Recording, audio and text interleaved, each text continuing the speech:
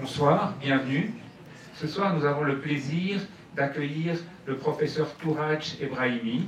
Le professeur Ebrahimi enseigne à l'EPFL les technologies de l'image. Il est le chef du groupe de traitement des signaux multimédia dans cette université. En 2022, à Los Angeles, il a reçu la médaille STMPE, qui est une espèce de prix Nobel des technologies de l'image, qui a été créé en 1935, et le premier, si j'ai bien compris, le premier récipiendaire de ce prix a été Walt Disney. En plus, il a une relation tout à fait directe avec Crans-Montana. Il vient ici depuis 40 ans, et il a créé une société qui est établie ici à Crans-Montana, qui s'appelle Ray Shaper. Et ça a été le résultat de sa rencontre avec Rafal Is, que peut-être certains d'entre vous connaissent, qui est le responsable du développement économique de Crans-Montana. Parce que la commune de Crans-Montana, ou la région de Crans-Montana, bon, c'est avant tout touristique, mais ils essayent de se diversifier et ils essayent d'attirer des startups, d'attirer des nouvelles technologies, d'être un lieu d'innovation. Et le professeur Ebrahimi est un exemple de ce qu'on peut faire ici dans ce domaine. Alors, il est, comme je vous l'ai expliqué, spécialiste de technologie des images, des signaux vidéo, photos, et si j'ai bien compris jusqu'à maintenant, ces images étaient avant tout utilisées par l'homme. Aujourd'hui, de plus en plus, ils sont utilisés par l'intelligence artificielle. Et c'est un peu sa spécialisation. Donc, c'est un domaine qu'il connaît bien. Je n'ai pas besoin de vous présenter ce qu'est l'intelligence artificielle. Tous les jours dans les journaux, on en parle et on en reparle. Apparemment, c'est en train de changer le monde. Ça se fait surtout aux États-Unis et en Chine. Malheureusement, l'Europe, ça c'est un thème peut-être qu'on pourra aborder. L'Europe est un peu, disons, moins présente dans le débat et dans tout ce qui se fait autour de l'intelligence artificielle. Sans plus attendre, je laisse la parole au professeur Ebrahimi, à Louisa. Bonne soirée, merci d'être là.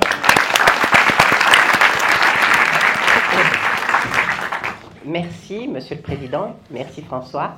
Je tiens à remercier François, Michel et tout le comité, toute l'équipe de Swissmade Culture de me donner une fois encore la possibilité d'être avec vous ce soir. Mesdames et messieurs, c'est un plaisir. Et c'est un plaisir, professeur, de vous accueillir ce soir pour parler d'un thème. Alors François disait, on en parle beaucoup, mais est-ce qu'on sait vraiment ce qu'est l'intelligence artificielle? On va peut-être commencer par cela, si vous le voulez bien. Oui, c'est un très bon commencement. Mais laissez-moi d'abord remercier aussi François et Michel et tous ceux qui sont ici. Je dois vraiment vous dire, je suis étonné de voir autant de monde qui s'intéresse à un sujet technique qui a des enjeux, effectivement, et qui aura de plus en plus de l'impact dans nos vies à nous tous. Maintenant, vous avez posé la bonne question. Merci. Vous savez, je suis un scientifique avant tout, et avant de faire quoi que ce soit, on définit d'abord ce qu'on veut faire. Et je crois que ce serait bien de commencer par cette définition de l'intelligence artificielle. Et avant de vous donner vraiment une définition, laissez-moi vous dire d'abord que la réponse à cette question n'est pas facile. C'est comme si on vous demandait définissez-moi le bonheur, définissez-moi la joie. Il y a beaucoup de choses on ne peut pas vraiment définir. On peut peut-être en partie donner des exemples, des perspectives. Et l'intelligence artificielle aussi en fait partie. Mais c'est vrai que vers la fin des années 70, au début des années 80, il y a un scientifique qui a utilisé ce mot, intelligence artificielle, qui est resté. Alors je vais vous dire en fait à quoi penser et quel était vraiment le processus, la pensée de cette personne et tous ceux qui ont suivi, qui ont utilisé la même terminologie, l'intelligence artificielle.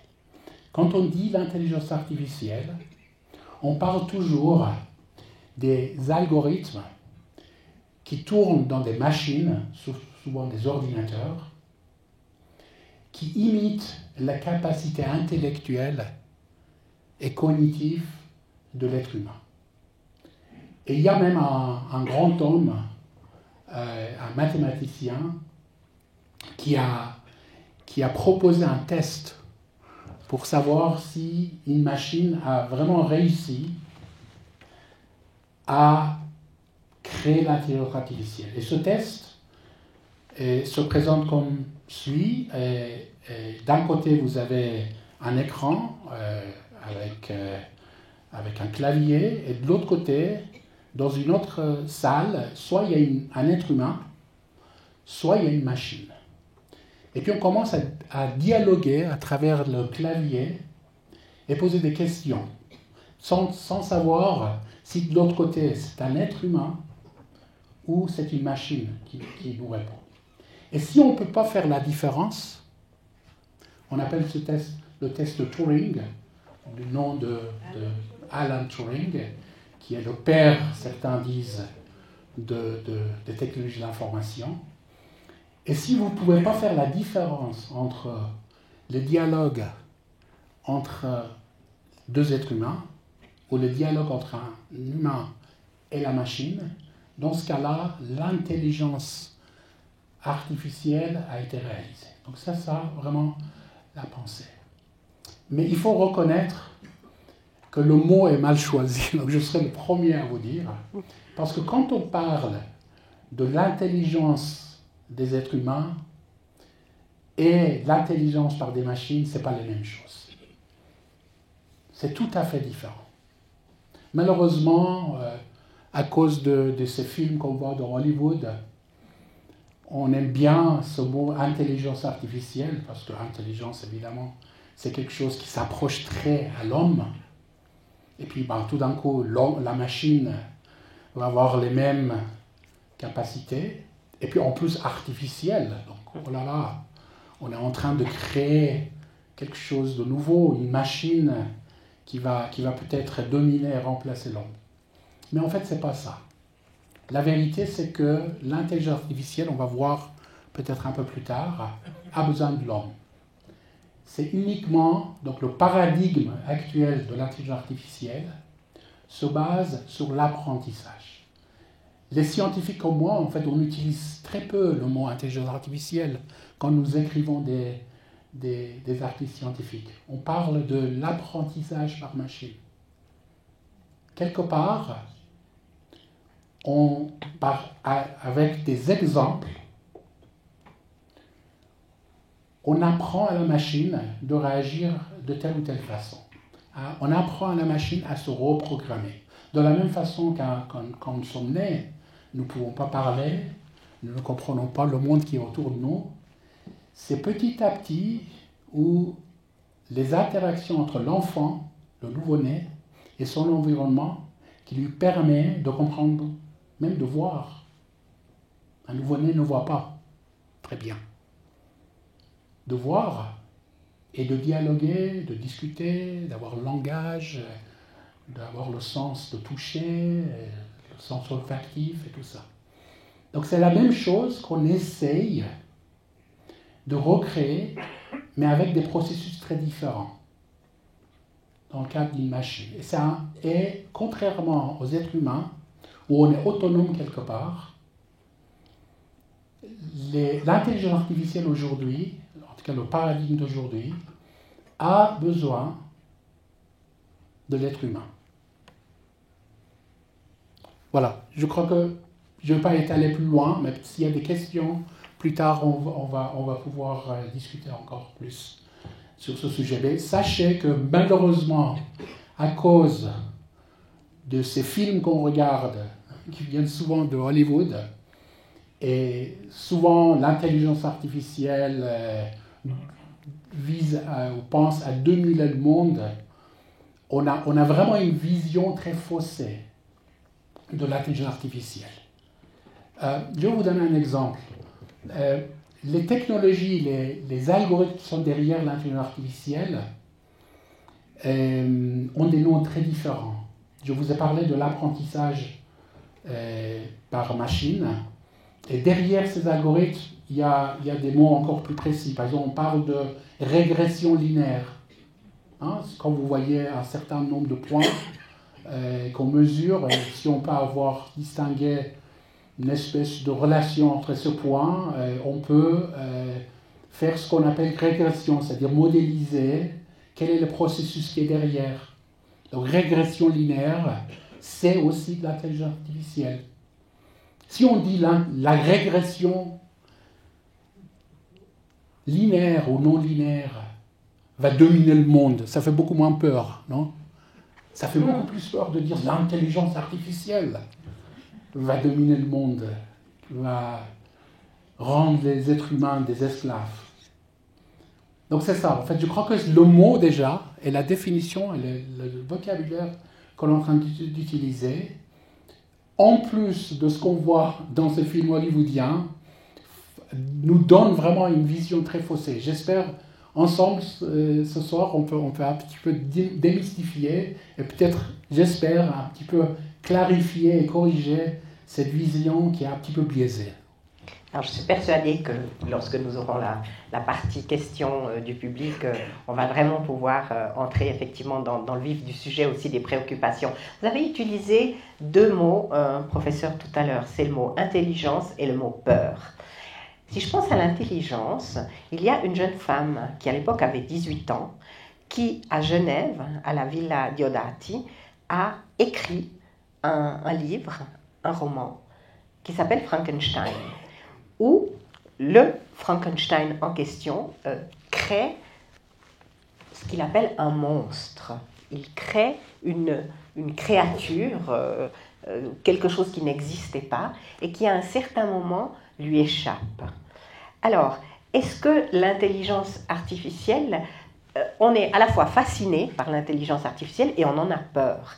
Est-ce qu'il faut en avoir peur de l'intelligence? Parce que peut-être que les personnes qui l'utilisent, parfois, ne sont pas toutes bienveillantes ou bien intentionnées. Il se peut qu'il y ait des groupes ou des personnes qui l'utilisent, non pas à bon escient, mais pour vouloir une certaine domination.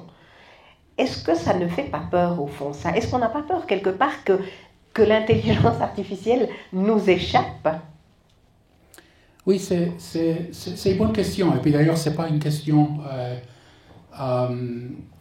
incorrecte, vous avez raison. On peut poser la question pratiquement sur toute technologie avancée qui existe aujourd'hui, n'est-ce pas? Est-ce qu'il faut avoir peur de la technologie, d'abord? Chacun de nous, par rapport à notre historique, par rapport à notre personnalité, à la réponse à cette question. Moi, ce que je peux vous dire, c'est que quand il s'agit de l'intelligence artificielle, il y a 3 types de réponses qu'on entend. Il y a ceux qui disent effectivement, mais cette intelligence artificielle, c'est une espèce de Frankenstein. Il donne l'exemple des bombes nucléaires. En fait, les bombes nucléaires pour faire des armements nucléaires. Et ils disent non, là, ça ne va pas. Parce que là, on a créé une technologie qui va avoir un impact planétaire, à tel point que ça peut vraiment faire disparaître peut-être l'humanité et la civilisation. Donc il y a cet aspect, on peut débattre si c'est vraiment correct ou pas. Et il y a l'autre extrême, ceux, par exemple, de la société Meta, Facebook, qui disent « Ah non, vous êtes en train de vraiment exagérer. L'intelligence artificielle n'est qu'un outil, et c'est un outil qui n'ira jamais aussi loin où cette intelligence artificielle, cette machine munie de l'intelligence, va devenir autonome et va prendre les dessus et gérer le monde et créer en fait des scénarios qu'on voit surtout dans les films d'Hollywood. Et que ça ne va jamais arriver. Donc ne vous inquiétez pas, ça n'arrivera pas. Et il y a ceux qui sont un peu au milieu, qui disent il y a une partie de vérité dans chacune de ces extrêmes, mais sans aller dans ces extrêmes. Moi, je fais partie de ces gens-là. Donc, je ne sais pas si le mot avoir peur est le bon mot, mais peut-être on peut l'utiliser, mais il faut être vigilant. Il faut vraiment mettre en place tout ce qu'il faut pour que on ne dérive pas. Maintenant, je ne crois pas, et je fais partie de ceux qui disent on est en train de se faire peur un peu plus au-delà de ce qu'il faut, souvent par méconnaissance au sujet. Le jour où l'intelligence artificielle, comme dans des films de Hollywood, devient conscient et qui va dire « Ah non, mais maintenant, je veux dominer le monde parce que j'ai l'ambition de domination comme les êtres humains très puissants l'ont », ne va jamais arriver. Parce que, justement, l'intelligence d'une machine n'a rien à voir avec l'intelligence de l'homme. Une machine n'a pas le même sentiment, en tout cas, pas le sentiment qu'on définit chez l'homme. On peut dire à une machine d'imiter le sentiment d'un être humain. Ou créer une situation où les êtres humains, ça va induire dans les êtres humains des sentiments. De peur, de joie, de toutes sortes de surprises, etc. De toutes sortes de sentiments. Mais l'ego et beaucoup de caractéristiques, ambition, etc., il n'y a aucune preuve que l'intelligence artificielle, comme je vous ai défini, qui sont des méthodes d'apprentissage, vont jamais arriver à ça. Il y a plusieurs raisons pour lesquelles je vous l'ai dit. Premièrement, l'intelligence artificielle, contrairement à un être humain, n'est pas autonome. Tout ce que vous entendez, alors ChatGPT fait partie maintenant des vocabulaires quotidiens, en tout cas dans les journaux. ChatGPT est un perroquet qui prend l'exemple de tout ce qui a été écrit et qui essaye de l'imiter. Donc c'est une imitation très intelligente. Et ça bluffe. Pourquoi ça bluffe?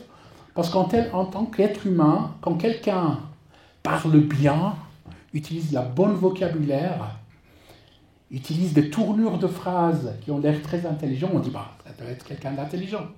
Mais en fait, ce n'est qu'une imitation. Derrière, il n'y a pas vraiment une intelligence. C'est une façade. Ça donne l'impression d'être intelligent, mais ça ne l'est pas. D'ailleurs, on le voit. Je suis sûr que certains d'entre vous, si une bonne moitié, peut-être toute cette salle, vous avez déjà essayé d'utiliser ces plateformes de l'intelligence artificielle comme ChatGPT et que vous avez demandé, par exemple, souvent on a tendance à demander des questions sur soi-même, par exemple, fait une biographie de moi. C'est votre cas, non? C'est mon cas, effectivement, mais pas de là-dedans, mais je vais vous dire que quelqu'un l'a fait pour moi, et souvent c'est faux.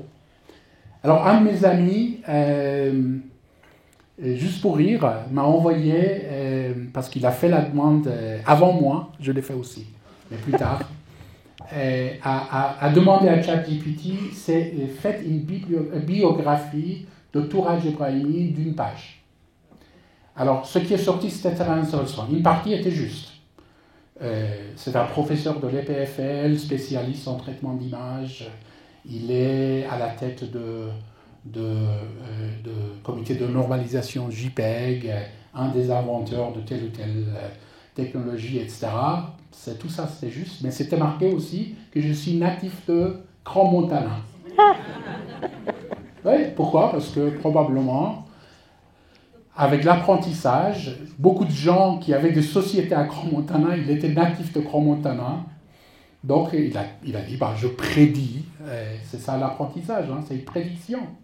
Donc, il y a une forte probabilité que Touraj Ebrahimi, s'il a fait sa société à Crans-Montana, il doit être natif de Crans-Montana. Et il y a plein de choses de ce type. Alors, des fois, ça va beaucoup plus loin que ça.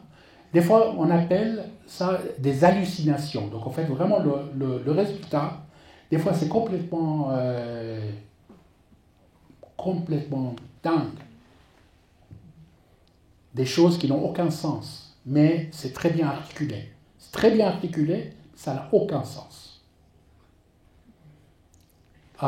Maintenant, vous avez parlé un peu de cette brochure. Je crois que beaucoup d'entre vous ont cette brochure. Alors, juste pour m'amuser, et c'est pour rien vous cacher, et quand François et Michel m'ont demandé de leur envoyer un texte de je ne sais pas combien de mots pour mettre dans dans cette pamphlet. Alors j'ai dit, c'est une bonne occasion d'utiliser ChatGPT. Alors j'ai demandé en anglais à ChatGPT et je vais donner un séminaire au grand public sur les enjeux de l'intelligence artificielle. Créez-moi un texte intelligent sur les enjeux de l'intelligence artificielle. Et je ne l'ai même pas touché, en français. Je ne l'ai même pas touché. Je l'ai mis tel quel dans cette pamphlet. Et je vous laisse lire. Alors, peut-être qu'il y a des parties où on aurait pu écrire et avoir des tournures de phrases un peu mieux que ce qui est là, mais pas mieux que ce que j'aurais pu faire moi. Donc, on peut faire mieux, mais pas mieux que moi. Donc, il y a effectivement des choses intéressantes, mais derrière, vous pouvez demander à ChatGPT, ni aujourd'hui, ni demain, ni dans 10 ans, à mon avis, de venir et de faire un débat de type qu'on est en train de faire. Vous pouvez demander à l'intelligence artificielle de faire des tâches de création propres à l'homme, comme des tâches artistiques, etc.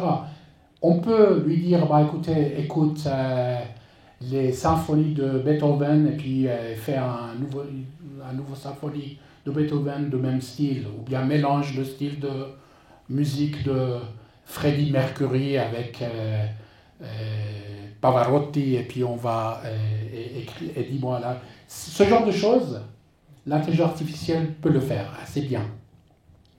Mais créer des vraies nouveautés, non.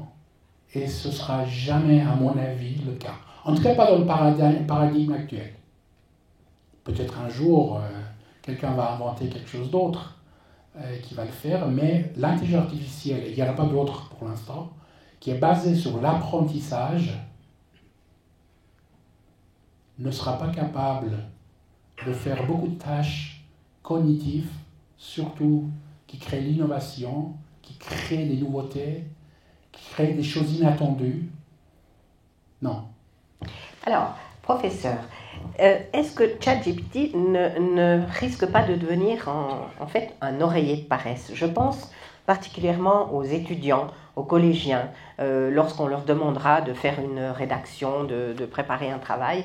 Est-ce que, justement, ils ne vont pas se dire, bon, après tout, ChatGPT existe, allez hop, j'y vais, comme ça, on fait quelque chose de tout à fait acceptable. Est-ce que ça ne tue pas, justement, la créativité quelque part, et aussi le sens critique? Parce qu'au fond, cette espèce de casserole que crée ChatGPT, où on met tous les ingrédients et on mélange et on en sort un texte, est-ce qu'au fond, ce n'est pas une façon aussi de formater des points de vue et des idées? Est-ce qu'il n'y a pas ce risque, justement, de tuer à la fois la créativité et aussi le sens critique? Oui, c'est aussi une très bonne question. Et effectivement, il y a ce danger. Il y a pas, donc, il faut un petit peu changer d'approche dans la formation, dans l'éducation, surtout des jeunes. Il n'y a pas de doute. Mais laissez-moi vous donner un exemple très concret et de quelque chose qui s'est passé. Je suis assez âgé pour avoir la chance d'avoir eu 10-11 ans quand les premières calculatrices grand public qu'on pouvait acheter par trop cher ont commencé à apparaître. Donc quand j'avais 10-11 ans, on pouvait acheter des calculatrices électroniques de Casio à mon époque. C'était les meilleurs marchés. Et on pouvait faire des calculs. Donc, et puis à l'époque, il y a beaucoup de jeunes qui apprenaient à additionner, à multiplier, prendre la racine carrée des choses, etc. Et puis on disait, ah non mais là, ça va créer maintenant. Parce que quand on donne les devoirs de maison à ces jeunes, ils vont rentrer et puis ils auront une calculatrice et ils vont utiliser. Donc interdiction d'utilisation de calculatrice. Ben évidemment, quand on interdit, on ne réussit jamais. Il y a le meilleur moyen, il n'y a pas meilleur moyen d'inciter les gens à faire quelque chose que de l'interdire. Alors, moi et beaucoup d'autres, nous avons quand même pas mal utilisé les calculatrices. Et bien plus tard, donc dans les années 80 et 90, il y a eu des études, parce qu'il s'est passé 20 ans. Et puis, il y a eu des études, il y a pas mal de... Si vous faites des Google Search, vous trouvez en fait ces études. Il y a beaucoup d'études qui ont essayé de comparer les gens qui ont utilisé des calculatrices et des gens qui n'ont pas utilisé des calculatrices, et de comprendre, est-ce qu'au niveau mathématique en tout cas, mais aussi au niveau logique en général, il y avait une différence. Est-ce que l'utilisation d'une calculatrice a rendu les jeunes idiots, si je dois le dire de manière assez brutale? Et la réponse est non. C'est plutôt même le contraire. C'est plutôt même le contraire. Donc c'est pas parce que ChatGPT existe que la curiosité va disparaître et que l'apprentissage est fini. Donc maintenant, on va demander à ChatGPT de nous faire tout et puis c'est... Mais effectivement, il y a un danger. Il y a le même danger. Donc il faut aller revoir la façon dont on... Donc il faut que ChatGPT et l'intelligence artificielle commencent à faire partie de nouvelles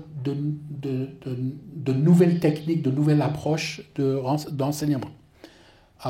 Et d'ailleurs, je crois que là, c'est vraiment très intéressant parce que quelque part, on peut créer des cours personnalisés. Donc chacun de nous a des forces et des faiblesses. Il y a des notions, on a beaucoup moins de mal à apprendre que d'autres, etc. Et pas tout le monde est le même, mais en général, dans une classe de formation classique, on a un prof et puis plusieurs élèves. Puis le prof n'a souvent pas le temps de personnaliser la méthode d'enseignement. Mais on peut le faire avec l'intelligence artificielle. On peut personnaliser. Donc, moi je pense, les dangers que vous mentionnez sont là, c'est vrai. Et si on ne le met pas dans un bon cadre, si on ne forme pas les jeunes et les plus âgés, et entre les deux, à utiliser de manière un peu plus responsable l'intelligence artificielle, ChatGPT avant tout, effectivement, on aura un problème. De la même façon qu'on a un problème aujourd'hui avec les moteurs de recherche. De la même façon, vous savez, vous n'avez pas vraiment besoin de ChatGPT pour faire vos devoirs et résumer un livre. Il suffit de demander, prenez n'importe quel livre et puis faites une recherche. Peut-être en français, il n'y en aura pas, mais maintenant, il y a des traducteurs aussi assez redoutables, basés sur l'intelligence artificielle, qui peuvent traduire n'importe quelle langue. Mais si vous trouvez n'importe quel livre et que vous entrez dans les moteurs de recherche, le titre, je peux vous parier qu'au moins dans une langue, vous trouverez le résumé de ce livre. Donc, donc le même danger, donc c'est pas uniquement la faute à l'intelligence artificielle, c'est qu'il y a les technologies, souvent, apportent des choses, et dans ce cas-là, faciliter à chercher de l'information, faciliter l'accès à l'information. C'est pas forcément mauvais, c'est comment on l'utilise, parce que c'est le fait que maintenant le monde entier, c'est pas important vous êtes où. Vous pouvez être en Suisse, à Genève ou à Grand Montana, dans un pays qui est quand même assez riche, qui peut se permettre à qui a envie d'apprendre le faire, jusqu'à en plein milieu de, je sais pas, Sahara, de tel ou tel continent, vous avez accès à Internet depuis au moins votre mobile. Donc c'est pas forcément accès à l'information qu'il faut mettre en question. Donc il y a, mais effectivement, on peut l'utiliser des bonnes et des mauvaises façons. Alors la question c'est, est-ce que l'enseignement ne doit pas commencer à prendre en compte des ChatGPT et adapter les méthodes d'enseignement pour tenir compte de ces avancées technologiques, pour justement ne pas tuer la création, la créativité, et tout ce qui va avec quand on apprend des choses. Alors justement, je rebondis sur ce que vous dites. Goldman Sachs a prévu la suppression de 300 millions d'emplois, alors que l'OIT dit il y aura la création d'autres emplois. Est-ce que justement avec cette intelligence artificielle, il n'y a pas ce danger de perdre des emplois? Je vous donne un exemple précis par rapport à cela. Dans le domaine du journalisme, par exemple, eh bien, beaucoup de personnes vous diront « Ah ben, ça ne sert à rien d'avoir une rédaction de 20-50 journalistes. Aujourd'hui, avec l'intelligence artificielle, il suffit d'en avoir 5 ou 6. » Donc, est-ce qu'il n'y a pas des métiers qui sont amenés, au fond, à disparaître? Oui, la réponse simple est tout à fait. Donc, il y aura des centaines de millions d'emplois qui vont disparaître, il n'y a pas de doute. Quand il y a eu les machines à vapeur, il y a eu des centaines de milliers d'emplois qui ont disparu, des millions même. Et avec l'intelligence artificielle, il y aura des millions d'emplois, des centaines de millions d'emplois qui vont disparaître. Mais en même temps, je crois qu'il y aura d'autres centaines de millions d'emplois qui vont apparaître. Et bon, d'après l'étude que vous mentionnez, apparemment, il y aura plus d'emplois qui vont être créés qui vont disparaître, mais ce n'est pas les mêmes personnes. C'est ça le problème. C'est ça le problème. Ce ne sera pas les mêmes personnes. Et maintenant, pensons aux personnes qui vont perdre leur emploi. Je vous donne un exemple, en fait, c'est quelque chose que j'ai vécu il y a quelques jours. Je viens des États-Unis, j'étais la semaine dernière aux États-Unis, et j'étais en dîner avec des amis, et j'avais laissé ma voiture de location dans un parking juste à côté, et puis on a fini, on a passé le minuit, et puis quand je suis arrivé au parking public, la porte était fermée. Je ne peux pas entrer. Mais il y avait l'appareil qui vous permet de payer votre ticket. Et il y avait un bouton. Je pouvais appuyer sur un bouton et discuter avec quelqu'un. Alors j'ai appuyé sur le bouton parce que la porte était fermée. Il y a une personne, un être humain, qui m'a répondu. Et j'ai dit, écoutez, je viens de payer mon ticket, mais la porte de parking est fermée. Alors, cette personne a commencé à lire, donc m'a demandé de lui dire quelle était la nature du problème. Donc j'ai dit, la porte est fermée. Attendez. Donc c'était vraiment suivre vraiment pas à pas les différentes étapes. Pour résumer, et ne pas vous ennuyer, après 45 minutes sur place, à discuter et avoir vraiment du n'importe quoi, j'espérais que cet être humain était remplacé par un chat GPT. Hein? Donc ce n'est pas tous les emplois qui vont disparaître. Alors ce n'est pas du tout vraiment pour faire le méchant dans cette histoire. Moi je pense que cette personne méritait plus que ça. Et je crois que vous avez parlé du journalisme, c'est vrai. Et vous savez, les journalistes, moi je connais beaucoup de journalistes parce que bon, je suis amené à discuter et ils aiment bien des fois publier des choses qu'on fait. Et c'est des gens très intelligents. Mais des fois quand je lis ces journaux gratuits avec ces dépêches, je me demande franchement, est-ce qu'on a besoin de ceux qui ont fait ces articles? Parce que tout ce qu'ils prennent, c'est de copier-coller des dépêches de différentes, et puis on les met, et puis on les met en 5 lignes, et puis ça ne va jamais dans la profondeur. Mais il y a du bon journalisme aussi. Et c'est là le problème, effectivement. C'est pas le chat GPT qui doit être mis en cause, parce que ça existe déjà. Alors, je ne suis pas en train de dire que ces journalistes n'ont pas envie. Qui a envie de copier-coller des lignes, des dépêches, et puis les mettre? Personne n'a envie de ça, surtout si vous voulez devenir journaliste. Ben, ils sont obligés probablement, parce que s'ils ne le font pas, ben, ils n'auront pas de boulot. Non? C'est ça le problème. Ce n'est pas ChatGPT. C'est qui l'utilise au fond et oui. qui le maîtrise. Alors, il y a une autre chose aussi par rapport à la peur qu'on peut avoir. Si je pense aux robots tueurs qui deviennent autonomes, par exemple, est-ce qu'il faut avoir une législation? J'aimerais bien qu'on touche aussi, si vous êtes d'accord, l'aspect des législations. où est-ce qu'on en est actuellement au niveau de la législation par rapport à l'intelligence artificielle? Je ne pense pas seulement aux robots tueurs, mais en général. Ben.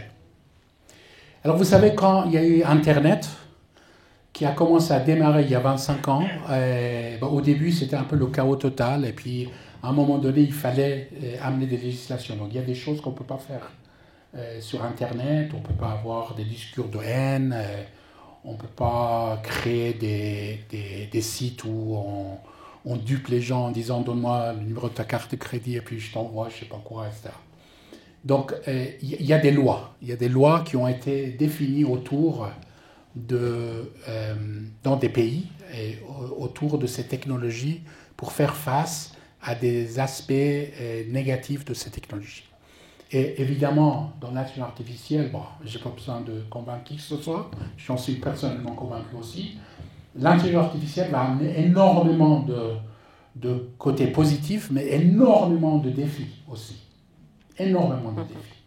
Il n'y a personne qui, même ceux qui sont les plus extrêmes défendeurs de l'intelligence artificielle reconnaissent que ça vient avec des défis énormes. Alors souvent, on essaye d'appeler ce qu'on appelle gouverner. Donc il y a la gouvernance de l'intelligence artificielle qui n'est pas nouveau. En fait, ça fait depuis 5-6 ans que les gens, même avant que le ChatGPT et compagnie sortent, on se penche là-dessus. Et il y a 3 niveaux de gouvernance qui existent.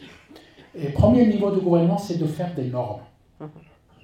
Donc des normes, par exemple, vous savez, je vous ai parlé de l'intelligence artificielle, quelque part, et juste, il y a un apprentissage. Et on donne des données à la machine, et la machine apprend à partir de ces données. Si ces données ont des défauts, ne sont pas de bonne qualité, il y a des erreurs dedans, etc., la machine va apprendre des choses erronées. Elle va répéter des choses erronées. Donc la qualité de ces données, c'est extrêmement important. En anglais, on dit garbage in, garbage out. So, si on donne à la machine du n'importe quoi, donc, le résultat de l'apprentissage serait du n'importe quoi. Donc la qualité.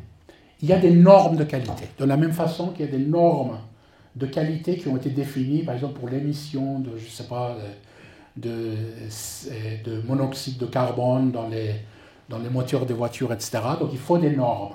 Et il y a des organisations internationales comme ISO, qui n'est pas très loin à Genève, qui se penchent dessus, qui ont même défini, il y a maintenant des normes sur la définition de la qualité de ces... Donc là, c'est le premier niveau.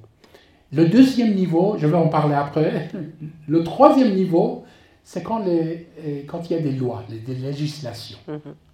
Alors, il y a des pays, la Suisse en fait partie, qui vont, si certains pays l'ont fait, qui vont légiférer là-dessus. Alors, étonnamment,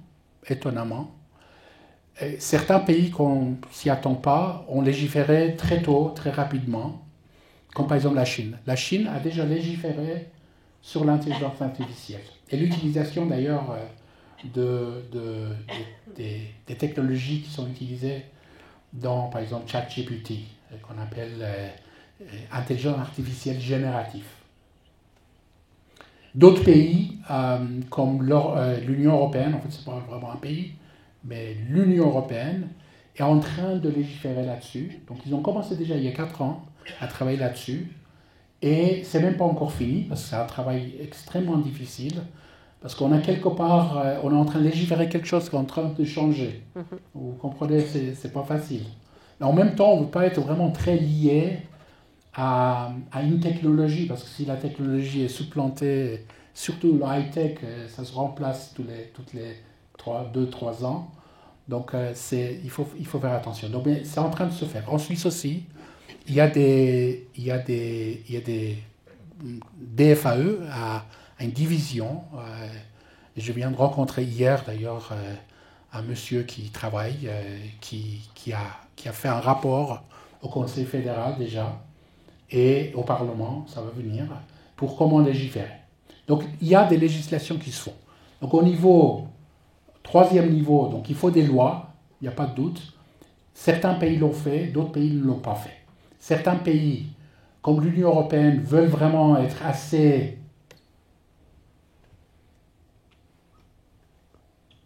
contraignants, je cherche mon mot pour être contraignants, aussi contraignants que possible. Et d'autres, comme les États-Unis, disent non, en fait, il faut quand même laisser la liberté autant que possible, mais bon, il y a des limites, donc il ne faut pas complètement sans loi, c'est pas bien, mais trop légiférer n'est pas bien non plus. La Suisse se trouve un peu entre les deux. Hein. Donc il y a des think tanks, on appelle, je crois en français aussi, qui se trouvent à Berne et à Zurich, TA Suisse, TA-Suisse avec SWUSS. Je ne sais pas pourquoi c'est en anglais, mais c'est des gens qui parlent en allemand, je sais parce que j'ai participé 2-3 fois, il faut parler en allemand. Et ils regardent ce genre de choses. Donc comment est-ce que la Suisse doit légiférer dans l'intelligence artificielle? Et la première chose qui a été faite par des FAE, c'est de regarder d'abord comment est-ce que les autres pays du monde, y compris l'Union européenne, sont en train de légiférer. D'accord? Et bon, la Suisse actuellement n'est pas tout à fait convaincue que la méthode très contraignante de l'Union européenne, on appelle ça EU AI Act, donc acte de l'intelligence artificielle de l'Union européenne, soit la bonne voie. Donc je pense probablement la législation suisse, quand ça va venir, on ne sait pas quand, mais peut-être ça va venir dans 2-3 ans, va être quelque part moins contraignante que celle de l'Union européenne. Pourquoi? Parce que tout simplement, l'Union européenne impose énormément de conditions à tous ceux qui adoptent l'intelligence artificielle. Alors pour les grosses sociétés, ce n'est pas vraiment un problème. Et d'ailleurs, peut-être que quelque part, les grosses sociétés font du lobby. Hein. Je ne veux pas vraiment accuser des gens sans avoir de preuves, mais si j'étais à leur place, je n'allais pas pleurer là-dessus, de mettre des choses, parce qu'une grosse société multinationale surtout, avec des milliards dans son compte bancaire, n'aura pas de problème d'avoir des législations lourdes. Mais des petites sociétés, l'innovation vient des PME, auront beaucoup plus de mal.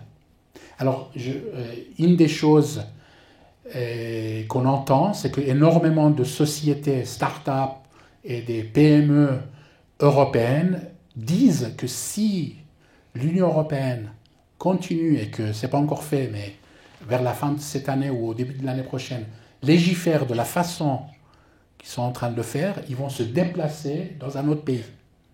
Alors souvent on parle, évidemment ils parlent en Chine, c'est invraisemblable, donc ils vont aller probablement aux États-Unis. Et c'est là où la Suisse est intelligente. Je crois que je vais m'arrêter là.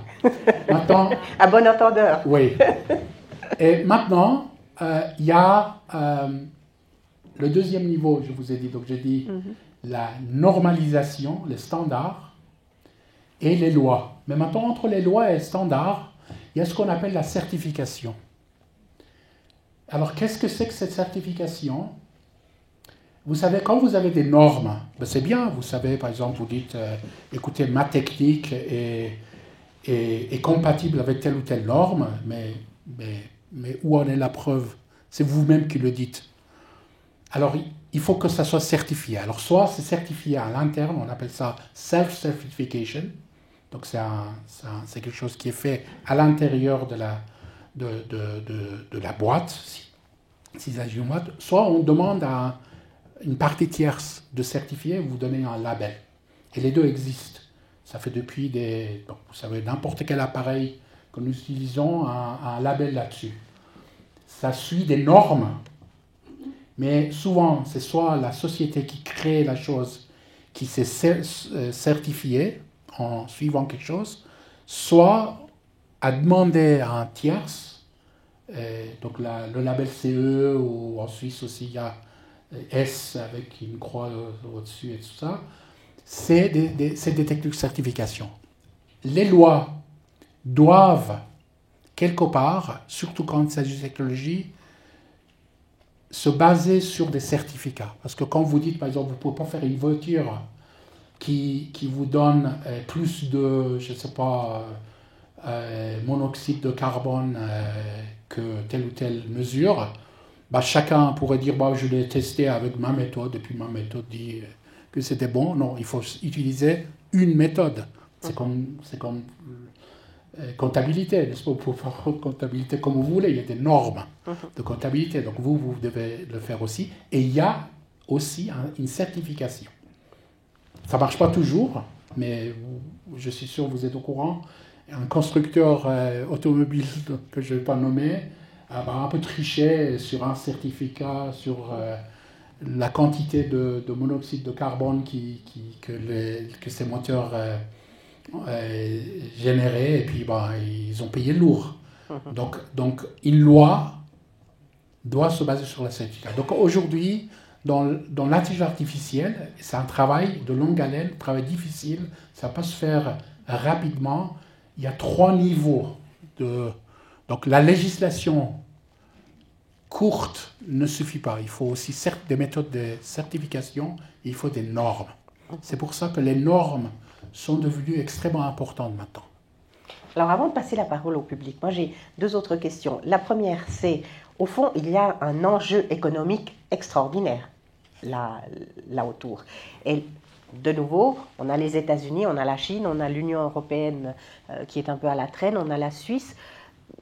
Par rapport à ces enjeux économiques, qu'est-ce que vous pouvez nous dire? Oui, bon, vous savez, c'est un peu à la course à l'armement, on pourrait dire presque. Hein. Donc, on aime, bon, certains pays en tout cas aiment dominer économiquement le reste, parce qu'ils pensent en dominant économiquement, ils peuvent aussi dominer géopolitiquement. Et l'intelligence artificielle en fait partie. Maintenant, ce n'est pas seulement l'intelligence artificielle, je suis sûr. Vous avez entendu parler aussi, il y a le quantum computing, donc, qui est aussi la nouvelle génération des machines qui sont basées sur des technologies très très différentes, qui s'appellent binaires, mais qui est sur ce qu'on appelle des qubits. Là aussi, en fait, surtout la combinaison entre l'ordinateur quantique et l'apprentissage par ordinateur dans l'intelligence artificielle va devenir redoutable, n'est-ce pas? Donc il y a des pays qui sont conscients qu'ils ne peuvent pas se permettre de perdre cette compétition technologique. Alors quels sont ces pays? Bon, c'est les 2 qui sont connus, sont les États-Unis, qui a été un leader, continue à être un leader dans le monde de ce qu'on appelle deep tech, donc tout ce qui est technologie avancée. Et la Chine s'est rapidement rattrapée, et ils savent très bien que s'ils doivent rester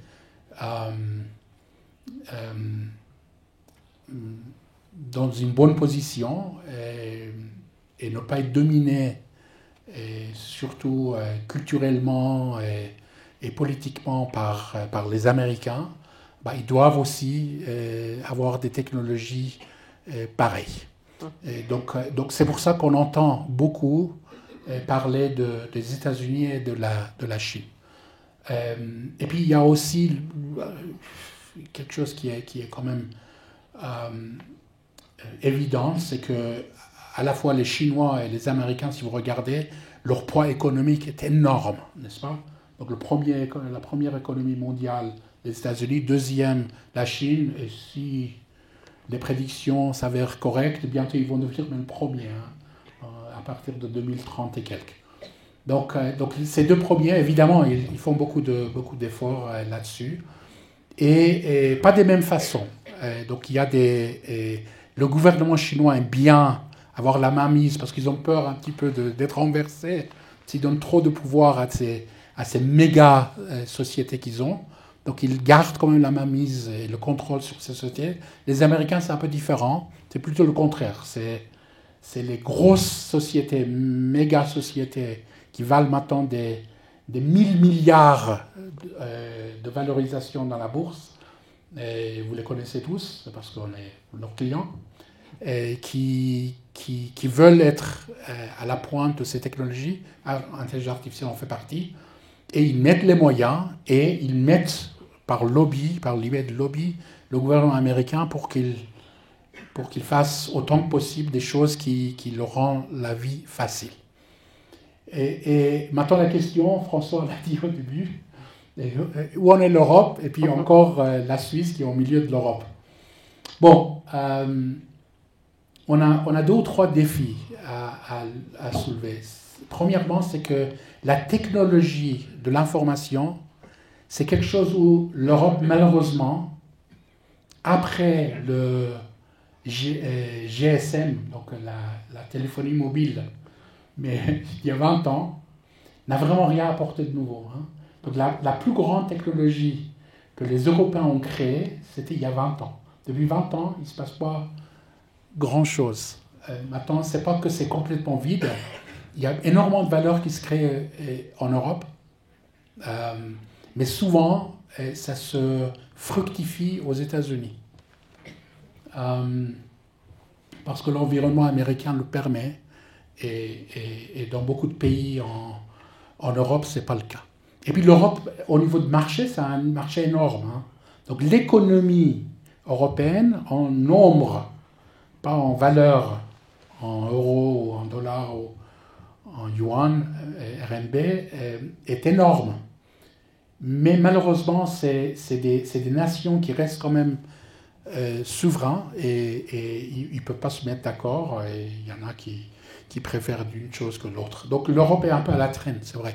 Pas technologiquement forcément. Il y a pas mal d'efforts qui se font.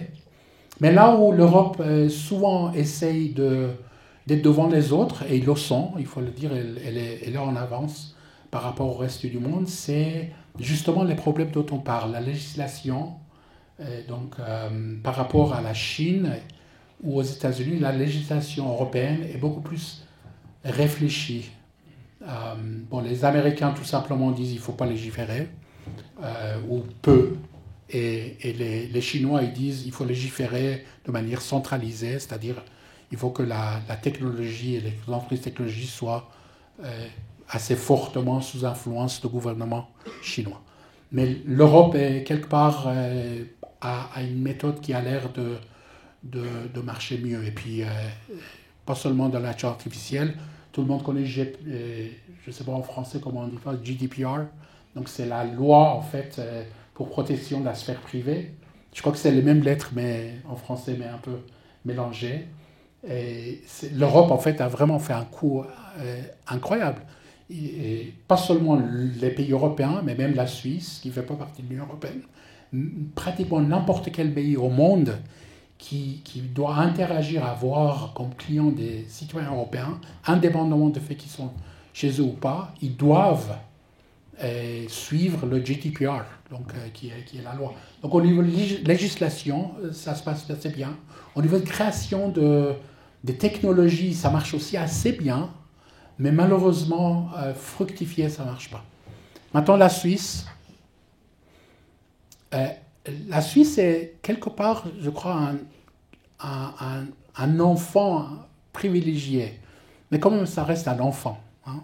Il ne faut pas oublier que la population de ce pays est actuellement 8,8 millions.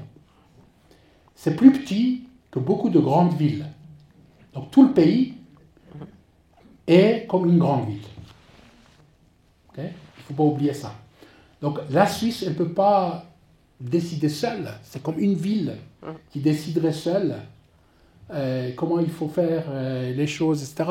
Et puis en plus, on est en plein milieu de l'Europe, on a une plaque tournante, il y a plein de choses qui se passent, on est très dépendant de nos exportations, etc. Mais avec tout ça, la Suisse s'en sort quand même. Trouvez-moi un autre pays avec 8,8 millions d'habitants qui a autant d'influence. Alors, on essaye, c'est bien qu'il y a des organisations internationales, ça c'est toujours quelque chose de plus, à Genève, pas très loin d'ici. L'innovation fait partie des choses que la Suisse vraiment donne beaucoup d'importance. Donc on est toujours bien placé dans les classements. classements. Oui, je crois que dans ces 11 dernières années, on a été constamment numéro un dans les mesures d'innovation. Donc tout ça, c'est des atouts de la Suisse. Mais il ne faut pas oublier aussi que on a un pays qui a plus de 1 milliard d'habitants, et puis on a la Suisse qui a 8,8. 8,8 millions d'habitants. Ils peuvent être extrêmement intelligents, extrêmement productifs, mais ça va pas pouvoir faire le poids. Donc il faut jouer intelligemment de nouveau. Hein. Il faut jouer intelligemment là. Donc à mon avis, la Suisse, pour l'instant, joue assez bien, mais il faut que ça continue.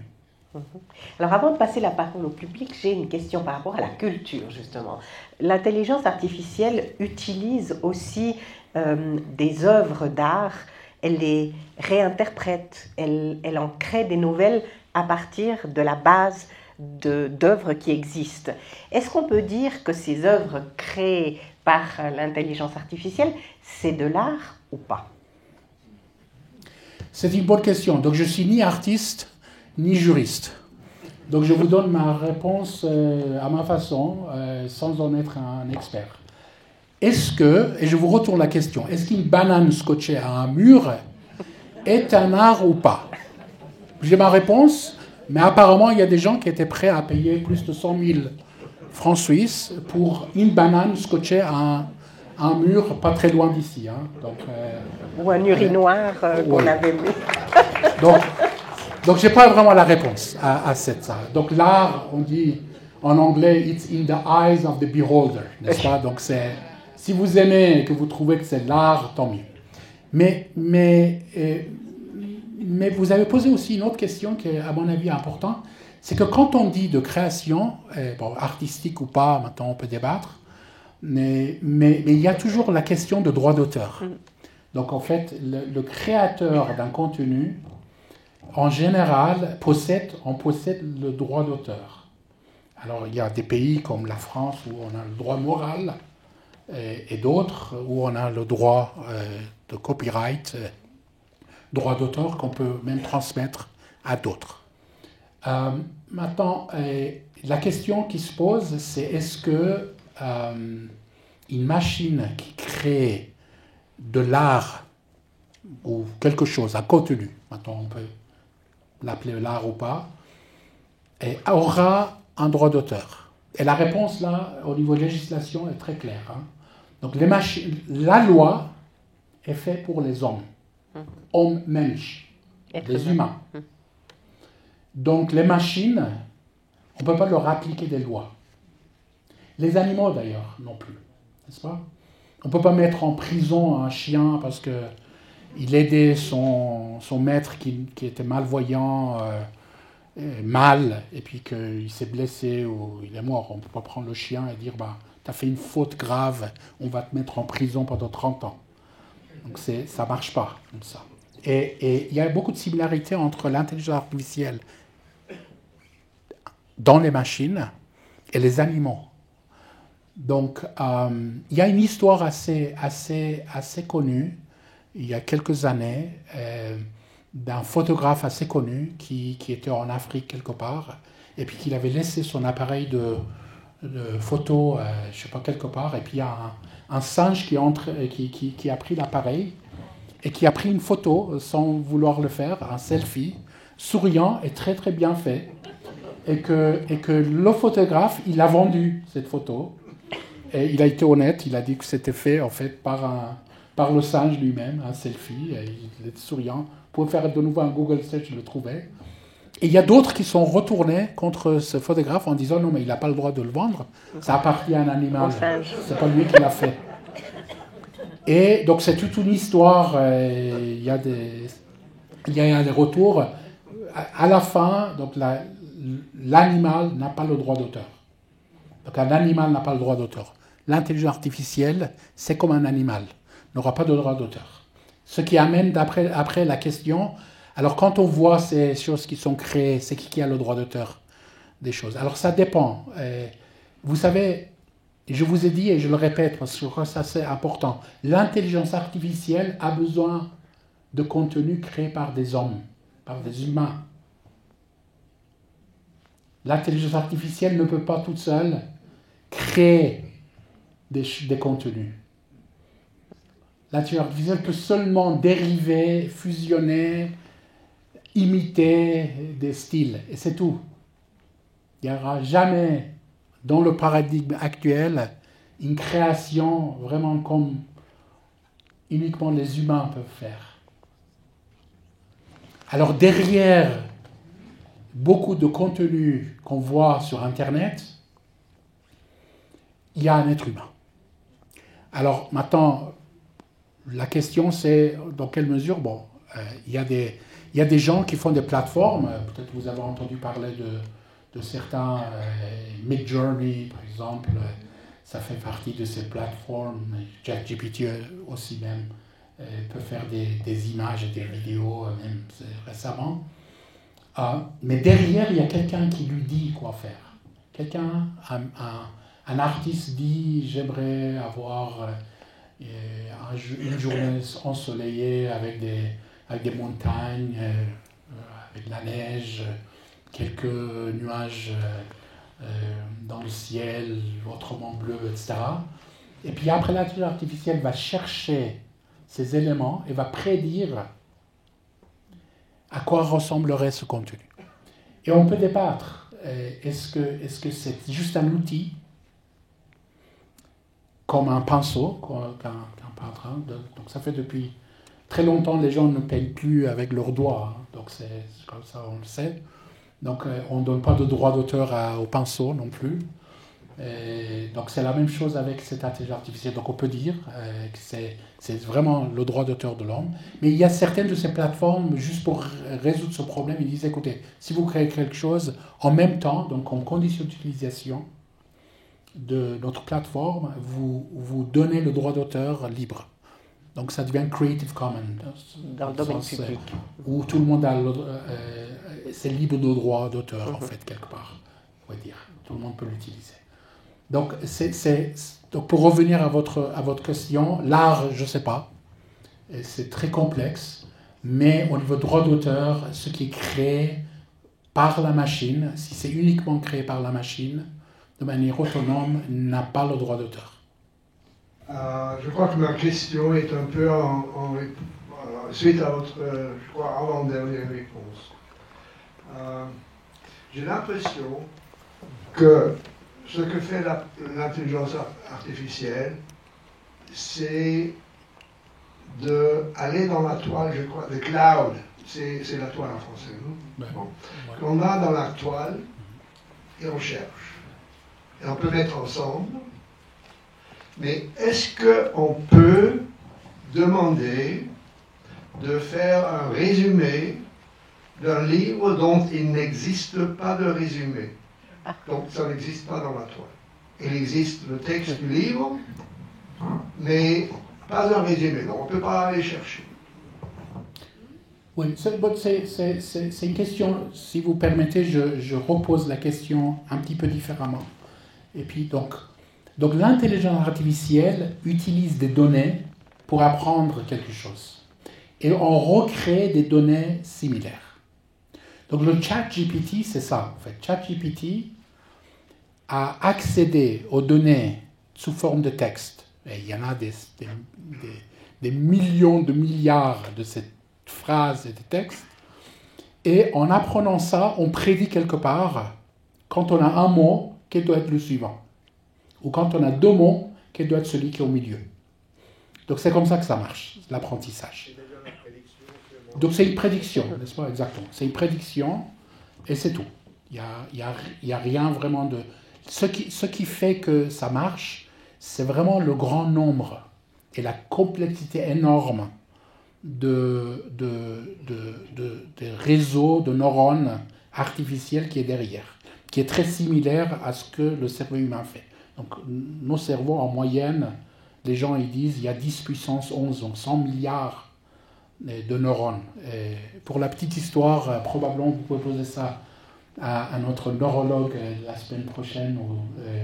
Apparemment, en fait, on n'a pas 100 milliards de neurones, mais pour l'instant, les gens ont estimé que c'est 80 milliards. Donc c'est moins que 100 milliards, mais lui, il aura la réponse. Déjà pas mal. Pour revenir à votre question, Donc, ce n'est pas forcément de la toile. Hein. Donc, il faut alimenter l'intelligence artificielle par des données. Alors, souvent, ces données viennent de la toile et beaucoup d'entreprises qui sont, par exemple, comme Google, comme Meta, ont accès à des données énormes. Parce que nous, on leur donne accès à ces données et ils les utilisent. C'est pour ça que ça vient. Mais ça ne doit pas forcément venir de toile. Hein. Donc, il y a des utilisations, par exemple, militaires de l'intelligence artificielle. Ça n'utilise pas forcément ce qui vient de la toile. Ils ont d'autres types de données et puis ils peuvent en générer d'autres et ils utilisent ça. Maintenant, est-ce qu'on peut résumer un livre qui n'a pas été résumé? Absolument. C'est de nouveau une prédiction, n'est-ce pas? Donc, en fait, il existe en l'an 2000, donc on est en 2023, en l'an 2000, j'ai donné une thèse de doctorat à un de mes thésards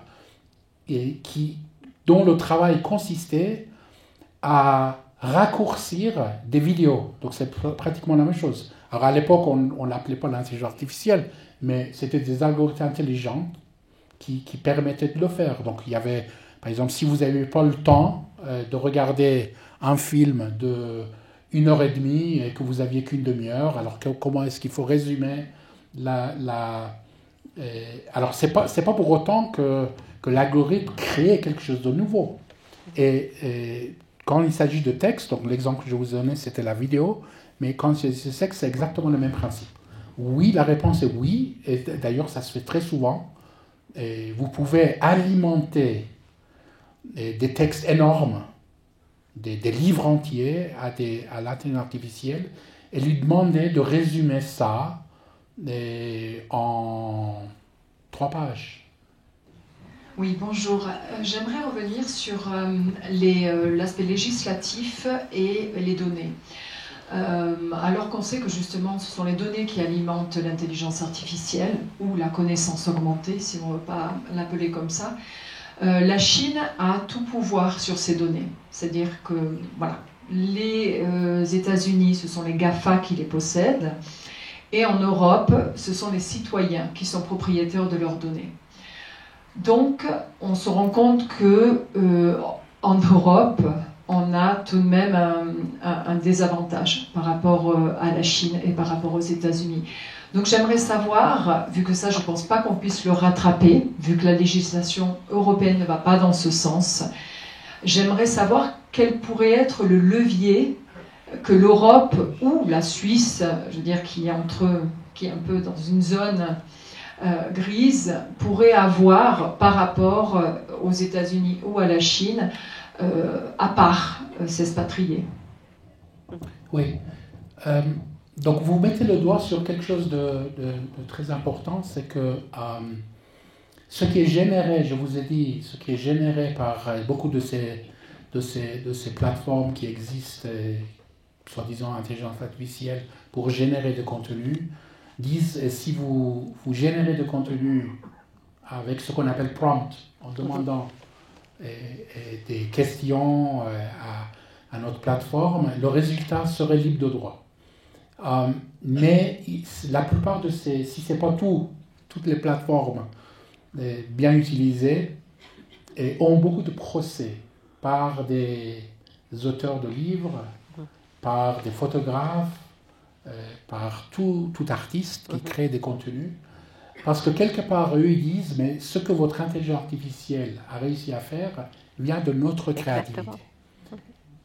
Donc, pour l'instant, il n'y a pas encore, parce que ces procès, normalement, durent des années, et puis ChatGPT, c'est même pas une année. Hein. Donc, c'est au mois d'octobre que les gens ont commencé à apprendre qu'il existait quelque chose qu'on appelait ChatGPT. Donc, pour l'instant, le résultat n'est pas là. Et on doit attendre. Mais il y a un problème. Il y a un problème fondamental, c'est que ce que l'intelligence artificielle génère souvent est basé sur des contenus qui n'appartiennent pas. Donc vous avez raison, quelque part, Google par exemple, récemment ils ont fait vous savez, il y a toujours des conditions d'utilisation. Donc ils ont mis à jour leurs conditions d'utilisateur et vous avez sûrement fait OK. Sans lire. Oui, et ils ont dit on a le droit d'utiliser tout ce que vous partagez sur notre plateforme pour apprentissage. Donc ils ont ajouté l'intelligence artificielle comme une utilisation, ils ont le droit de l'utiliser. Maintenant, parlons de l'Europe.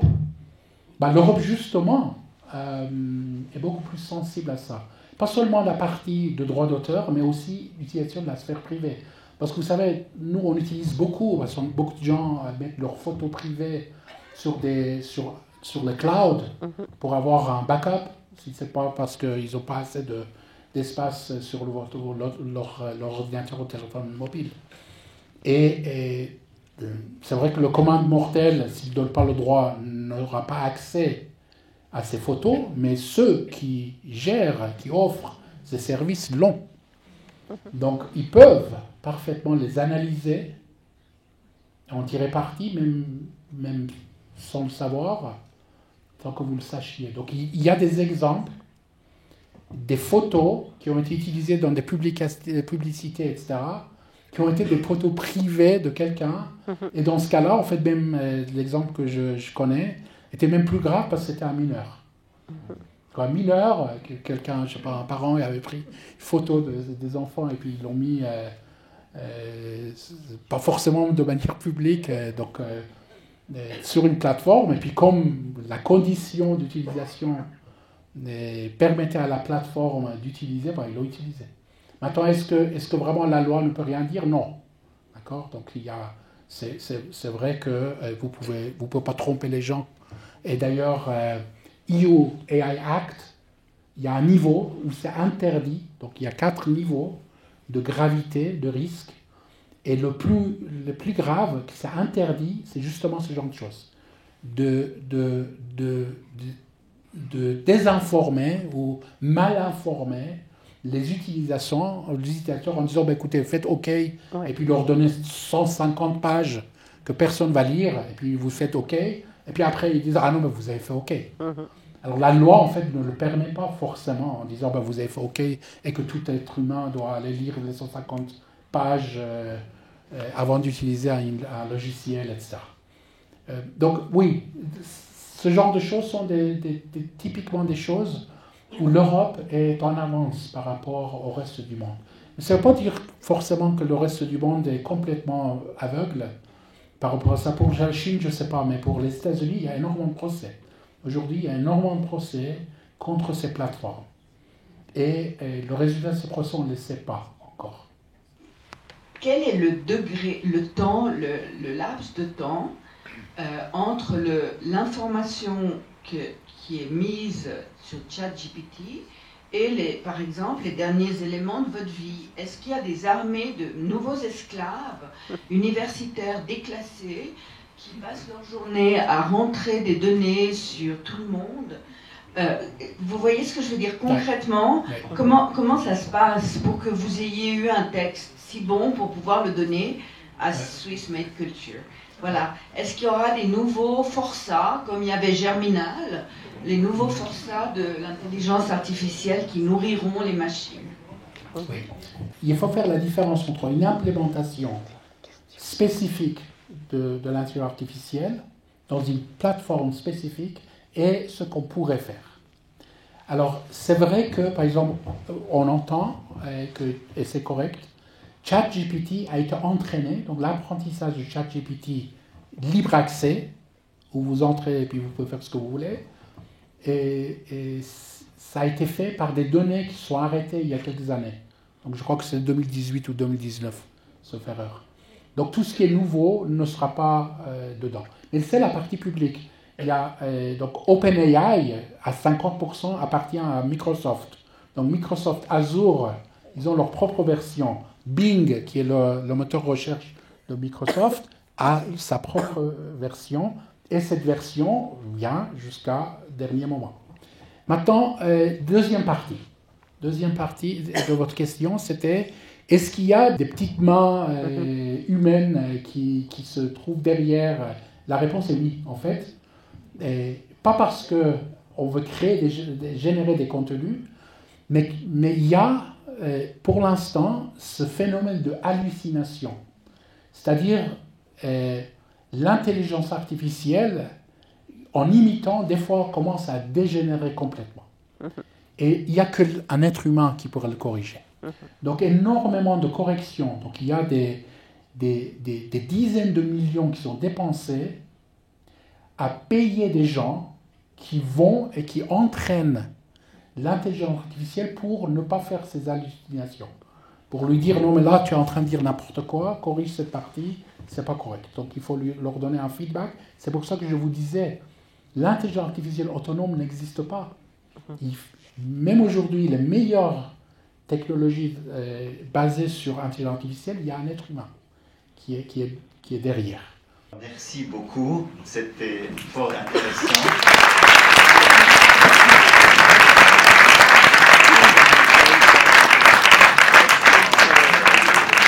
Un petit souvenir de Swissmediculture avec votre nom gravé. Merci beaucoup. Merci.